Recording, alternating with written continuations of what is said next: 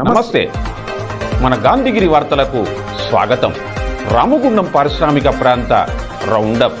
ఈరోజు గాంధీగిరి అందిస్తున్న ప్రత్యేక వార్తలు చదువుతున్నది దయానంద్ గాంధీ. వార్తల్లోని ముఖ్యాంశాలు. ఘనంగా విక్టరీ జన్మదిన వేడుక. వడ్డెపల్లిని కలిసిన మందకృష్ణ మాదిగ. వివరాలు. ఈ రోజు గాంధీగిరి వార్తలను సమర్పిస్తున్నది శ్రీకాంత్ కంటి దవాఖానా. హోల్బెల్ కు కంటిపాప. అన్ని వర్గాలకు వెలుగు కిరణం. డాక్టర్ శ్రీకాంత్ సారథ్యంలో వైద్య సేవల్లో శ్రీకాంత్ కంటి దవాఖానా. ఏప్రిల్ 15 నుండి ప్రతి గురువారం ఉచిత వైద్య నేత్ర శిబిరం. కంటి పొరకు ఆపరేషన్ 5,000 రూపాయలకే చేయబడును. లక్కం భిక్షపతి కార్యనిర్వహణలో శ్రీకాంత్ కంటి దవాఖానా, లక్ష్మీనగర్, గోదావరికని. Phone number 8074911632. గోదావరికన్నుని విక్టరీ వెంకటేష్ ఫ్యాన్స్ అందరూ కలిసి అభిమాన సోదరుడైన సంగం విజయ్ అనారోగ్యానికి గురైన విషయాన్ని తెలుసుకొని అభిమాన హీరో అయిన విక్టరీ వెంకటేష్ జన్మదినం సందర్భంగా సంగం విజయ్కు వైద్య ఖర్చుల కోసం 6,000 రూపాయల ఆర్థిక సహాయాన్ని వాళ్ళ కుటుంబానికి ఈరోజు అందించారు. అనంతరం స్థానిక శ్రీనివాస్ థియేటర్లో కేక్ కట్ చేసి సంబరాలను చేశారు. ఈ కార్యక్రమంలో ఫ్యాన్స్ రాసమూల రామస్వామి, మొహమ్మద్ రఫీ, అలకుంట రాజేందర్, చిప్పకుర్తి రాజు, గరికంట కుమార్, పారుపల్లి వెంకటేష్, ఉప్పల వెంకటేష్, మోరె కిషోర్, జూపాక శ్రీకార్, జడల రవి, కాంపిల్లి అనిల్, కల్వల విశాల్, కట్కు వినయలతో పాటుగా చిరంజీవి ఫ్యాన్స్ గెట్ల రమేష్, మహేష్ బాబు ఫ్యాన్స్ మెరుగు శ్రీనివాస్ తదితరులు ఉన్నారు. ఈరోజు మా అభిమాన హీరో విక్టర్ వెంకటేష్ బర్త్డే సందర్భంగా మా తోటి అభిమానుడు సంగం విజయ్ ఇటీవల ఆయన ఆరోగ్యం బాగలేక కరీంనగర్లో ట్రీట్మెంట్ జరుగుతుంది. దాని గురించి అభిమానుల గోరకన్ ఫ్యాన్స్ ఎక్కడే ఫ్యాన్స్ ఆధ్వర్యంలో తొల మనసు కింద వేసుకొని ఆయన ట్రీట్మెంట్ గురించి ఒక 6,000 రూపాయలు ఇవ్వడం జరిగింది. ఎందుకంటే ఎన్నో సేవా కార్యక్రమాలు చేస్తున్నాం. మా తోటి అభిమానులకు కూడా ఇవ్వాలనే ఆలోచన వచ్చినందుకు మాకు అంతవరకు సంతోషం. కానీ ఇంకా ముందు కూడా ఆయనకి ఏమైనా ఆ కుటుంబానికి కానీ ఆయనకు కానీ మేము సహకారం మాకు ఎప్పుడు ఎల్లప్పుడు ఉంటుంది. ఇంకా వెంకటేష్ ఫ్యాన్స్ ఏ అభిమాని కానీ ఏ ఆపదలున్నా గోరకన్ ఫ్యాన్స్ ఎప్పుడు అండగా నిలబడతాం. ఆ కుటుంబానికి ఏ సాయం అన్నా మేము ఉంటాం.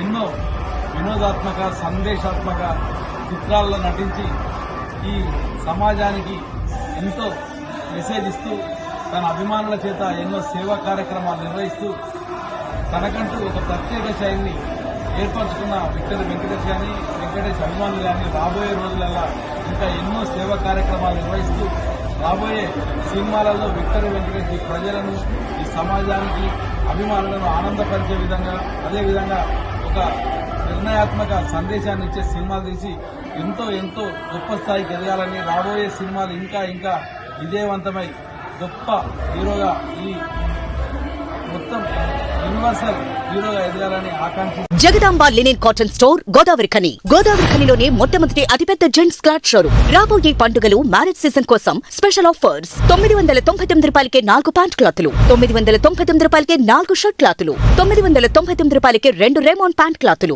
999 రూపాయలకే 2 అరవింద్ ప్యాంట్ క్లాతులు, 599 రూపాయలకే మీటర్ 60 వైట్ లెనిన్ షర్టింగ్, 799 రూపాయలకే metre 70 lea white linen shirting, 899 రూపాయలకే metre 80 lea white linen shirting, 999 రూపాయలకే metre 100 lea white linen shirting. Jagadamba linen cotton store, Lakshminagar, Godavarikhani. SC వ్యక్తి కానీ ఎస్టీ వ్యక్తి కానీ ఫిర్యాదు చేస్తే తక్షణం ఎఫ్ఐఆర్ కట్టకపోతే పోలీసు అధికారులు సెక్షన్ 4 కింద నేరస్తులవుతారని జాతీయ ఎస్సీ కమిషన్ సభ్యుడు వడ్డెపల్లి రామచందర్ అన్నారు. ఈరోజు ఎన్టీపీసీ జ్యోతిభవన్లో వడ్డెపల్లి రామచందర్ను ఎంఆర్పీఎస్ అగ్రనేత పద్మశ్రీ మందకృష్ణ మాదిగతో సమావేశమయ్యారు. ఈ సమావేశం ప్రాముఖ్యతను సంతరించుకోగా ఎస్సీలపై జరుగుతున్న దాడులను గురించి, ఈ దాడుల మీద పోలీసులు ఎటువంటి చర్యలు తీసుకోకుండా నిర్లక్ష్యం చేస్తున్న విషయాల మీద కీలకంగా చర్చించారు. కాగా సూర్యాపేట జిల్లా కోదాడలో గత నెలలో పోలీస్ స్టేషన్ లాకప్లో రాజేష్ మృతి చెందాడని, ఈ మరణానికి పోలీసులు కారణమని, ఇందుకు బాధ్యులైన పోలీసు అధికారులు, సిబ్బంది మీద చట్టపరమైన చర్యలు తీసుకోవాలని కోరుతూ వడ్డెపల్లి రామచందర్ను మృతుడి తల్లి నీలమ్మ న్యాయవాదులతో కలిసి మందకృష్ణ మాదిగ వినతి పత్రం అందించారు. కాగా తక్షణ చర్యలకు గాను నోటీసులు పంపించినట్లుగా రామచందర్ ఈ సందర్భంగా తెలిపారు. సూర్యాపేట జిల్లా కోదాడ పట్టణానికి సంబంధించిన దళిత మాదిగ యువకుడు కర్ల రాజేష్ మృతికి సూర్యాపేట జిల్లాలోని Chilukur police station SI, Kodad rural CI, police స్టేషన్ల సిబ్బంది అక్రమ నిర్బంధం చేసి తీవ్ర చిత్రాంశాలు పెట్టడం వల్లనే ఆయన మరణించాడని స్పష్టంగా రుజువవుతుంది. ఆయన మృతికి కారకులు పోలీసు వాళ్ళే. మేము స్పష్టంగా చెప్తున్నాం, లాకప్లో చనిపోయిన బాధితులు దళితులు, బలహీన వర్గాలు అవుతున్నారు. లాకప్లో చిత్రహింసలు పెట్టి చంపినోళ్ళు అగ్రవర్ణాలకు సంబంధించిన అధికారులు అవుతున్నారు. అక్కడ చిలుకూరు ఎస్ఐ రెడ్డి కావడం వల్లనే, ఆడ డిఎస్పీ రెడ్డి కావడం వల్లనే, అక్కడ కోదాడ ఎమ్మెల్యే రెడ్డి కావడం వల్లనే నిందితులు అనబడుతున్న పోలీసు వాళ్ళను తప్పించే ప్రయత్నం చేస్తున్నారు. నిజంగా లాకప్ డెత్లో ఒక ఉన్నత వర్గాలకు సంబంధించిన వాళ్ళు మరణించినా ఇప్పటి వరకు చర్యలు ఉండేది, లేదా లాకప్ డెత్ కారకులైన వాళ్ళు ఒకవేళ దళితులో బలహీన వర్గాల అధికారులున్నా వాళ్ళ మీద చట్టపరమైన చర్యలు ఉండేది. కానీ ఇక్కడ చనిపోయింది దళితుడు, చిత్రహింసలు పెట్టి చంపింది ఒక రెడ్డి ఎస్ఐ, తర్వాత సిఐలు. కాబట్టినే వాళ్ళను తప్పించే ప్రయత్నం చేస్తున్నారు. ఈ విషయాన్ని ఎస్సీ జాతీయ కమిషన్ దృష్టికి తీసుకురావడం కోసమే ఈరోజు జాతీయ ఎస్సీ కమిషన్ మెంబర్ అయిన మా సోదరులు రామచంద్ర గారిని కలవడానికి ఇక్కడికి రావడం జరిగింది. సంఘటన పూర్తి వివరాలుగా మేము చెప్తున్నాం. పోలీసులు తప్పించుకోవడానికి ఒక కట్టుకథలు అల్లుతుండ్రు. ప్రతి లాకప్ డెత్ విషయంలో ఏ కట్టుకథలల్లి వాళ్ళు తప్పించుకొని ప్రయత్నం చేస్తుండ్రో, కోదాడ లాకప్ డెత్ విషయంలో కూడా అదే తప్పించుకొని ప్రయత్నం చేస్తుండ్రు. వాళ్ళు 8వ తారీఖు నాడు ఈ మృతుడైన రాజేష్ మీద ఫిర్యాదు వచ్చిందని, 8వ తారీఖు నాడు మేము ఎఫ్ఐఆర్ చేశామని, 9వ తారీఖు నాడు 12:30కు మేము అరెస్ట్ చేశామని, 10వ తారీఖు నాడు మేము రిమాండ్ చేశామని, ఇక ఆయన మృతికి మాకు సంబంధం లేదని చెప్పి కాకమ్మ కథలు అల్లే ప్రయత్నం చేస్తున్నారు. ఇది ప్రతి లాకప్ డెత్లో పోలీసులు తప్పించుకోవడానికి వాడే భాష, మాట్లాడే మాటలు అంతే ఉంటాయి. కానీ మేము సూటిగా చెప్తున్నాం, మీ రాజేష్ మీద ఫిర్యాదు వచ్చింది, ఒకవేళ మీరు 8వ తారీఖు నాడు మీరు ఒప్పుకుంటుండ్రు కనుక, 8వ ఎఫ్ఐఆర్ అయిందంటుండ్రు కనుక, మరి ఫిర్యాదు రాకముందే, ఎఫ్ఐఆర్ నమోదు కాకముందే మరి 4వ తారీఖు నాడే మీరు ఎందుకు పోలీస్ స్టేషన్ పిలిపించుకున్నారు? 4వ తారీఖు నాడు ఎందుకు జమానత్ తీసుకొని రాత్రి వదిలేశారు? 5వ తారీఖు నాడు ఉదయం ఎందుకు మళ్ళీ పిలిపించుకున్నారు? ఆయనతో పాటు ఇంకో కొంతమంది నిందితులు అనబడుతున్న వాళ్ళను ఎందుకు అదుపులోకి తీసుకున్నారు? ఆ ముగ్గురు A1, A2, A4ను పోలీస్ స్టేషన్లోనే 4 నుంచి మొత్తం కోర్టుకు హాజరుపరిచేంత వరకు కేసు నమోదు కాకముందే పోలీస్ స్టేషన్లో ఎందుకు చిత్రహింసలు పెట్టారు? అదే సమయంలో రాజేష్ని తీసుకెళ్లి పెట్రోల్ బంక్ దగ్గర ఎందుకు ₹1,00,000 తీసుకొని వచ్చేశారు? అదే సమయంలో మీరు చిత్రహింసలు పెట్టకపోతే ఎందుకు కోదాడ కోర్టు ముందు హాజరుపరిచే సమయానికి హైకోర్టు అనే ఒక ఆయన ఆయాసంతో ఉంటే ఎందుకు ఇంజెక్షన్ కోర్టు ప్రాంగణంలో వేయించారు? దీనికి స్పష్టంగా అర్థమవుతుంది. మీరు అక్రమ నిర్బంధం చేశారని రుజువు అవుతుంది. కేసు నమోదు కాకముందే చిత్రహింసలు పెట్టారని రుజువు అవుతుంది. అదే సమయంలో ఆయన అనారోగ్యానికి గురవుతే మీరే ఇంజెక్షన్ వేయించి మీరే కోర్టుకు హాజరుపరిచిన రుజువు అవుతుంది. ఇట్లాంటి పరిస్థితిలో న్యాయం బాధిత కుటుంబానికి జరగాలంటే కమిషన్ పూర్తి స్థాయిలో తమ అధికారాలను ఉపయోగించాల్సి అవసరం. ఎస్సీ కమిషన్ ఉన్నది మా ఎస్సీల గౌరవాన్ని, ఎస్సీల అస్తిత్వాన్ని, ఎస్సీలకు ఏదైనా సమస్య వస్తే దాన్ని ఎదుర్కోవడానికి ఎస్సీ కమిషన్ ఉన్నది. అందువల్ల మాకుండబడే రక్షణ కవచం ఎస్సీ కమిషనే గనుక, నిందితులు పోలీసులు తప్పించుకోవడానికి కట్టుకథలు అల్లుతున్నారు గనుక, అదే సమయంలో ఆధారాలు కేసు నమోదు కాకముందే నిర్బంధంలో పెట్టి చిత్రహింసలు పెట్టిన ఆధారాలు, ఇంజెక్షన్ వేసిన ఆధారాలు కూడా ఉన్నాయి గనుక ఖచ్చితంగా వాళ్ళ మీద చట్టపరమైన శాఖపరమైన చర్యలు తీసుకునే విధంగా వెంటనే చొరవ తీసుకోవాలని చెప్పి చర్యలు చేపట్టాలని చెప్పి ఎస్సీ కమిషన్ కుండబడే అధికారాలు ఏవైతున్నాయో అన్నిటిని ప్రయోగించాలని చెప్పి మేము విజ్ఞప్తి చేయడం జరిగింది.